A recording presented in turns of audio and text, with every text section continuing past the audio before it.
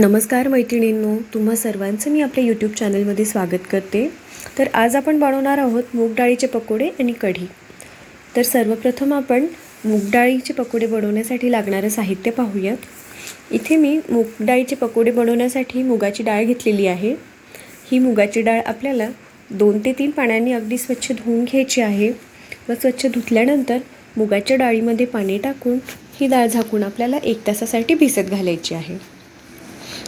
तुम्ही पाहू शकताय 1 तासानंतर आपली ही मुगाची डाळ अगदी छानपैकी भिजली आहे. आता आपल्याला ह्या मुगाच्या डाळीतलं पाणी काढून अगदी छानपैकी मिक्सरला ही डाळ आपल्याला बारीक करून घ्यायची आहे. ही मुगाची डाळ बारीक करण्यासाठी आपल्याला पाण्याची आवश्यकता बिलकुल पडत नाही. पाणी न टाकता सुद्धा ही मुगाची डाळ अगदी छानपैकी बारीक होते.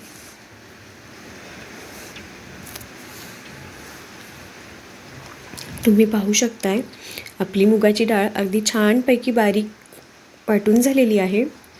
आता हे मिश्रण मी एका भांड्यामध्ये काढून घेते.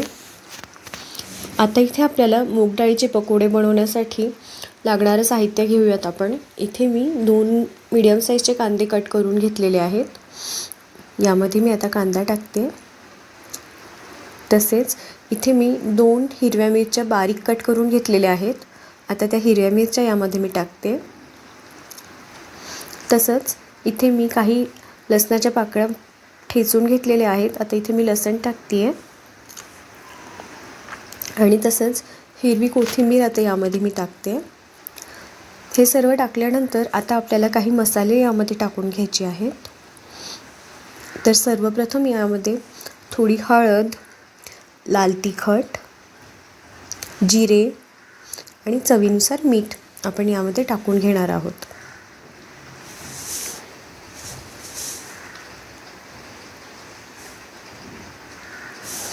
आता हे सर्व मसाले यामध्ये ॲड केल्यानंतर हे मिश्रण आपल्याला अगदी छानपैकी मिक्स करून घ्यायचं आहे.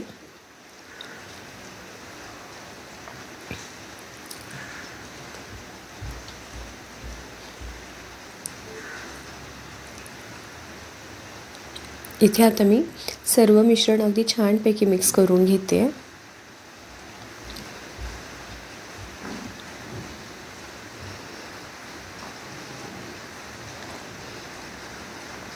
अशा रीतीने आपले मूग डाळीचे पकोडे बनवण्यासाठीचं बॅटर रेडी आहे. मूग डाळीचे पकोडे बनवताना हे मिश्रण अगदी जास्त घट्ट किंवा पातळ पण आपल्याला बनवायचं नाही आहे. अगदी अशा तऱ्हेने आपण मूग डाळीच्या पकोड्यांचं मिश्रण बनवणार आहोत. तर इकडे मी पकोडे बनवण्यासाठी गॅसवरती कढईमध्ये तेल तापत ठेवलेलं आहे.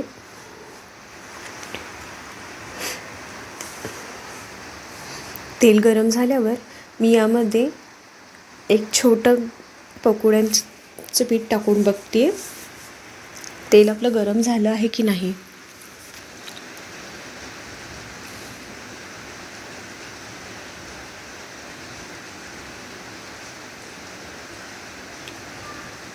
अजून आपलं तेल छानपैकी गरम झालेलं नाही आहे. ज्यावेळेस आपण टाकलेलं हे भजे वर येतील त्यावेळेस आपलं तेल छानपैकी गरम झाले असं आपण समजू. तुम्ही पाहू शकताय आपण जे मिश्रण टाकलं होतं ते अगदी छानपैकी वर आले. म्हणजे आता आपण पकोडे करण्यासाठीचं तेल आता अगदी छानपैकी गरम झालेलं आहे. तर अशा रीतीने छानपैकी आपल्याला पकोडे टाकून घ्यायचे आहेत.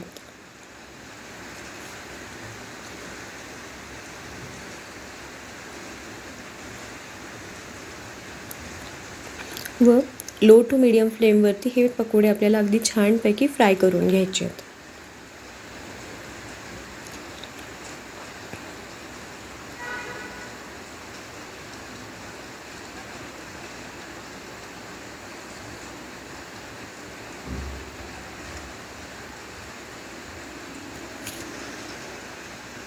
तुम्ही पाहू शकताय आपले पकोडे अगदी छानपैकी फ्राय होत आहेत.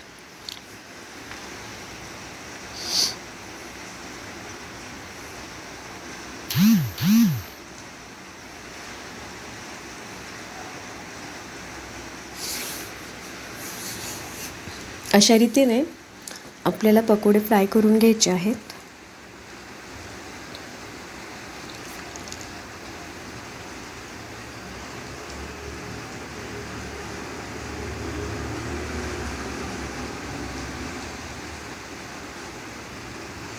आपल्याला हे झालेले सर्व पकोडे एका स्ट्रेनरमध्ये काढून घ्यायचे आहेत,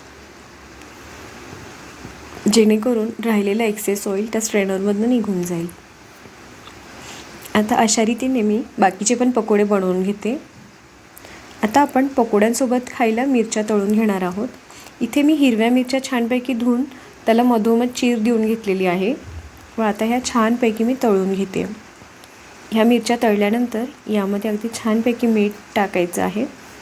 पकोड्यांसोबत एकदम भारी लागतात ह्या मिरच्या.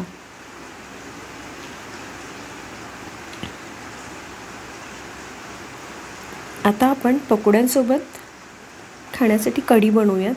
इथे मी एका मिक्सरच्या भांड्यामध्ये हिरवी मिरची, लसूण, कोथिंबीर, कढीपत्ता, जिरं आणि ताक घेतलेलं आहे. आता यामध्ये आपण बेसन पीठ टाकून घेऊयात. तसेच यामध्ये आता आपण हळद आणि चवीनुसार मीठ टाकणार आहोत. तसेच थोडी साखरसुद्धा यामध्ये आपल्याला टाकायची आहे. आता आपण हे मिश्रण अगदी छानपैकी मिक्सरला फेटून घेऊयात.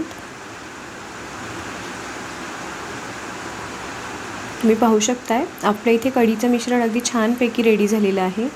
कढीला फोडणी देण्यासाठी इथे मी एक पातेलं ठेवलेलं आहे गॅसवर. यामध्ये आपण तेल टाकून घेणार आहोत. तेल गरम झाल्यानंतर यामध्ये आपण जिरं, मोहरी टाकून घेणार आहोत. जिरं, मोहरी तडतडल्यावर यामध्ये कढीपत्ता टाकणार आहोत व त्यानंतर आपण जे ताक आणि बेसनपीठ टाकून जे कढीचं मिश्रण बनवलं आहे ते आपण यामध्ये टाकून देणार आहोत व कढी अगदी छानपैकी उकळी येईपर्यंत हलवणार आहोत.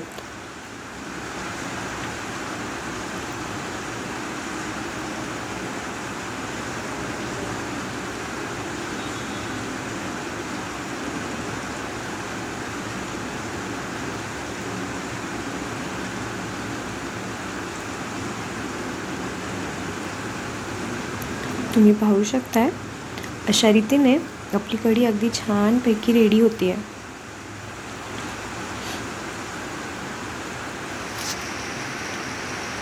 आता कढीला उकळी येईपर्यंत अगदी छान आपल्याला कढीला हलवायचं आहे.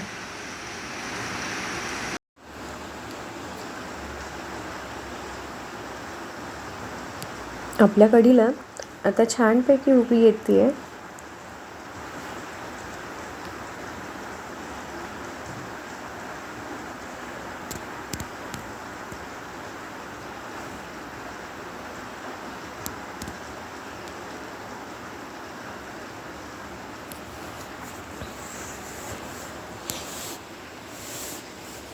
अशा रीतीने इथे आपली कढी तयार आहे.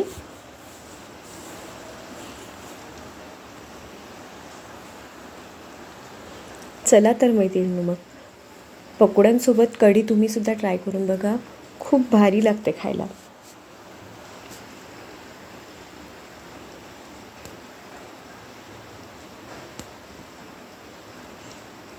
हिवाळ्यातल्या या थंडीमध्ये अगदी गरम गरम कढीसोबत गरम गरम मुगाचे पकोडे अफलातून लागतात. अशा रीतीने आपली कढी छानपैकी उकळली आहे व इथे आपली कढी अगदी छान रेडी झाली आहे. चला तर मैत्रिणींनो, मग पकोड्यांसोबत आपण कढीसुद्धा अगदी छानपैकी एन्जॉय करूयात. इथे मी तुम्हाला एक पकोडा तोडून दाखवते. तुम्ही पाहू शकताय अगदी आतमध्ये पण कसला सुरेख कलर आला आहे आणि आतमध्ये पण अगदी छानपैकी पकोडे झालेले आहेत.